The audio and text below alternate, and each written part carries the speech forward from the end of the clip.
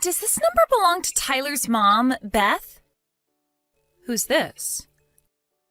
I'd totally appreciate if you didn't answer my question with a question, okay? Thanks. Answer my question, now. Isn't it usually considered polite to tell someone who you are before making aggressive demands when messaging a complete stranger out of the blue? Huh? Who are you? Holy heck, you really are something else. I'm Cindy, your son's girlfriend. Huh? My son? Well, to be more specific, I'm actually his ex-girlfriend, but that's your son's fault. Allow me to explain what I mean. Okay, I'm really not sure what you mean by my son. What? Do you need me to say his name again? Tyler. Tyler. Your son, Tyler. And did this son of mine do something to you? Yes, he did something super duper horrible to me. He used me, tricked me, deceived me, then tossed me aside when he was done with me like some piece of garbage, like some pawn in his sick game. I'm the poor victim who got chewed up and spat out by your son's marriage scam. Marriage scam? Your son tricked me into paying him $150,000 as part of some twisted marriage scam. My son, Tyler, $150,000? That's what I just said, isn't it? You're his mom, so you must be getting some money from him, right? That's why you need to take responsibility for what he did and make this right.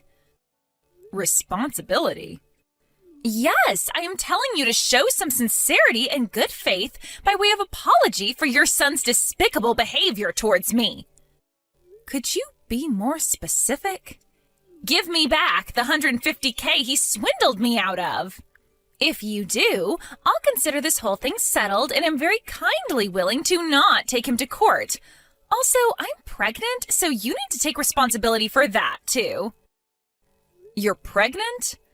I'm just asking this to make sure, but you wouldn't joke about something as serious as my son Tyler getting you pregnant, would you?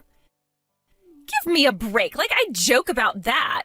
If anything, it seems like I'm the only one taking this seriously. Tyler promised me we were going to get married. I figured if we were going to end up getting married and spending the rest of our lives together, it wouldn't be a big deal for me to lend him the $150K he was asking for. But in spite of that, the moment I told him I was pregnant, he blurts out, "Not my problem," and runs away like some sniveling coward with his tail between his legs. Wow. If he agrees to give me back my $150K and be a daddy to this baby growing inside of me, I won't take him to court for marriage scamming me, and I'll agree to marry him. This isn't going away unless you play ball with me, so you better start taking what I'm saying seriously. Think of it this way. If you work with me on this, all of your problems will disappear in a heartbeat. Isn't that an attractive offer? Besides, Beth, this will be your first grandson. From your point of view, I don't think this is a bad offer at all. The thing is, Cindy, there is no way my Tyler could possibly have done any of the things you're accusing him of. Is this where you start blabbering about how my son would never do such a thing? You obviously don't know him very well if you think he's some angel who could do no wrong. I get why you want to tell yourself that, but this is reality. It's time to wake up and smell the coffee. I am the victim of his scheme, and as much as you'd like to tell yourself otherwise, I do actually exist. I'm not a dream, and I'm not a ghost. This is reality. That's why you'll be making sure that jerk Tyler takes full responsibility for everything he did to me. I want the $150K he stole from me back, and his hand in marriage. And I ain't budging on this, so don't even try to negotiate or worm your way out on his behalf, because you'll only make things worse for yourself. I'm sure you can understand that this is all very sudden for me. I need some time to talk things through with my husband. I take it that won't be a problem for you? I'm absolutely certain this is a case of mistaken identity, but it seems like you've been through a rough time of it lately, so let me get definite confirmation so you can move on and go after whoever it was who really hurt you. And I'm absolutely certain I have the right person, but fine. Once your little family meeting's over, I'll be waiting for my $150K and my wedding. Speak soon. Vince, I'm sorry to bug you while you're away on business like this. There is something I need to discuss with you urgently. It's cool. I'm currently in the bus en route to the hotel, so I wasn't busy anyway. What's up? Is everything okay? Listen, someone messaged me out of the blue. Supposedly Tyler scammed some girl out of $150K with some kind of marriage scam, as well as getting her pregnant. Excuse me? A marriage scam? Pregnancy? Tyler? Some girl called Cindy messaged me all of a sudden. Surely it's just some kind of prank. I've heard about this kind of thing on the news before. They call a bunch of people with some dramatic story, citing a random name until they find someone who matches. Tyler couldn't possibly do something like that in the first place. Even if it's not a prank, maybe she's making some kind of misunderstanding. In any case, there's absolutely no way what she's saying is true. At least not with our Tyler. Right, I'm with you 100%. I try to see the best in people, so I'd like to think she's making some kind of misunderstanding. But the thing is, I don't know anyone called Cindy, and I have no idea how she got my number or knows Tyler's name. I suppose she could have tried her luck with hundreds of people before me, but it still kind of feels too oddly specific to be a random prankster. To tell you the truth, Vince, I'm scared. Right? Must have given you quite a shock to get bombarded with all that stuff. Does the name Cindy ring any bells to you? Nope, nothing. I don't know anyone named Cindy. I see. Right, first things first. I'm gonna come home tomorrow. It's probably an overreaction, but I think you should take Tyler and get away from the house for tonight, just in case. Right, you're right. If Cindy knows this much, she might know where we live, too. I'll call my dad and have him pick us up and take him to my folks' place. Yeah, good idea. Also, I don't think you should reply to her anymore until we get a better idea of what's actually going on here. You're right. I'll think about how to proceed from here while keeping an eye on things and seeing how this all plays out. All right, I'm gonna make the preparations for mine and Tyler's emergency evacuation. Great. If anything happens, you're to let me know immediately. Thanks, Vince. You're my rock. I'll be in touch when we get to my folks' place. Be careful.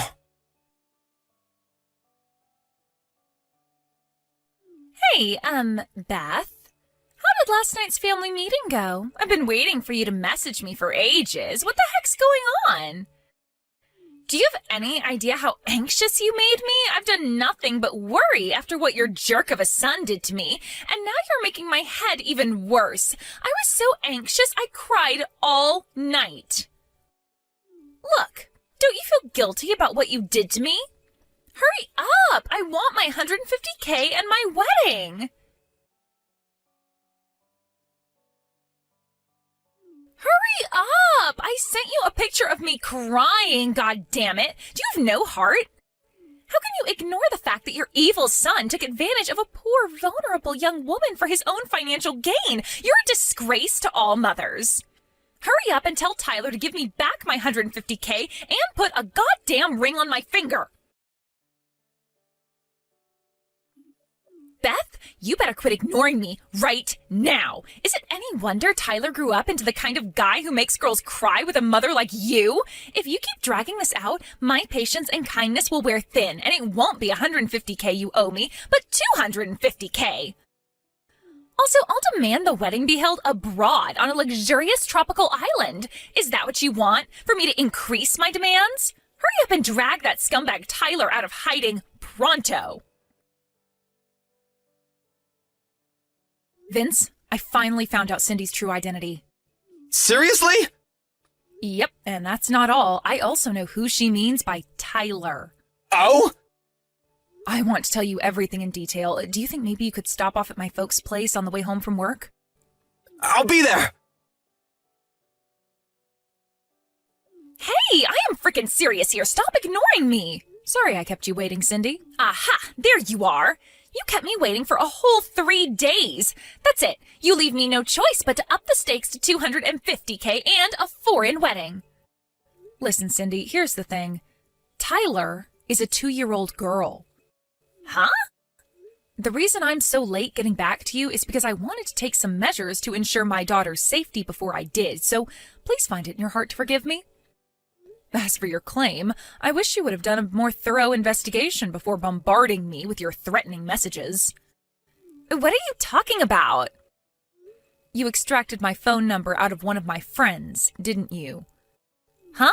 One of your friends? I got a message from her. She told me she gave you my number because you approached her outside kindergarten and fed her your nonsense story about Tyler, my 2-year-old, owing you settlement money. She asked me if I ended up getting any messages from you. Wait, those moms having an idle chit-chat outside the kindergarten were your friends? Yes. I told her I had no recollection of anything involving settlement money and that she shouldn't blindly accept suspicious stories involving large sums of money owed to strangers, especially when they involve giving out my private information. But then it dawned on me. She was talking about you, wasn't she, Cindy? When I showed her the photo you sent me, she said it was you, beyond any shadow of a doubt. When I asked in more detail about what exactly happened, she said you approached her just around the time they were all talking about the fact that I was planning on buying Tyler that $15 toy aeroplane that's in all the TV commercials right now for her 3rd birthday. Wait, what? $15? Not $150,000? Right. The aeroplane is a toy, not a real airplane? Right, of course. My husband's a huge radio communications and aviation geek, and thanks to him, Tyler's really into planes right now. What the hell is going on here? That's not my Tyler. Right, of course she isn't. I'm repeating myself now, but my Tyler is a 2-year-old girl. I wanted to find Tyler to get my revenge on him for what he did to me, and while I was walking around the neighborhood where the kindergarten is, I overheard some people talking about a Tyler whose mom was going to buy him a $150,000 airplane for his birthday. It sounded like they were talking about a super rich family, and I kept hearing the name Tyler, so I put 2 and 2 together, and I thought it was the scumbag who tricked me. I see. So the harassment you've been subjecting me to over the last few days was all the result of a misunderstanding you made after mishearing something while walking around town? I misheard them? Oh my God. The Tyler you're referring to was your male friend and classmate from back when you were attending college in Seattle, wasn't he? The pampered, spoiled son of a very rich family? Yes, but wait, how do you know all this? I think the Tyler you're looking for used to live in our neighborhood. Really? I came from out of town, so I didn't know the family personally, but according to what the neighbors tell me, he got a job with a major Japanese YouTube manga company straight after graduating college and hasn't even been in the States for the last 5 years. What? He left 5 years ago? Supposedly, he used to come back to visit his family, but hasn't been home at all in the last 2 years, what with everything that's been going on in the world lately.